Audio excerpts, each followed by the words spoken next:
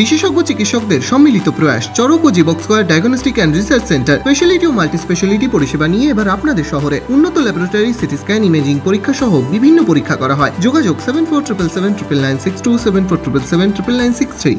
সুতির হারুয়াতে প্রচারে জঙ্গিপুরের কংগ্রেস প্রার্থী মর্তুজা হোসেন।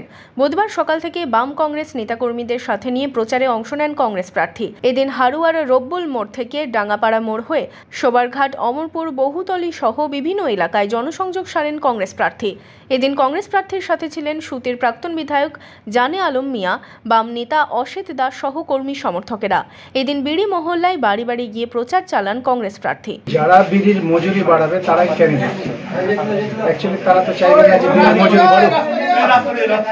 আমরা এসেছি অধীর চৌধুরীর নেতৃত্বে এই বিড়ি মজুরি বৃদ্ধির প্রতিবাদে আমাদের পদযাত্রা হয়েছে। সেই পদযাত্রায় আমরা ছিলাম। আমরা বিড়ির মজুরির পাশে সবসময় আছি, তার কারণ ওদের ন্যায্য যে মজুরি সেটা পাওয়া উচিত। 7ই মে এই কেন্দ্রে ভোট। তার আগে বিড়ি মহল্লায় বিড়ি শ্রমিকদের কাছে পৌঁছে গেলেন কংগ্রেস প্রার্থী। Bureau report, Madhyabanga news.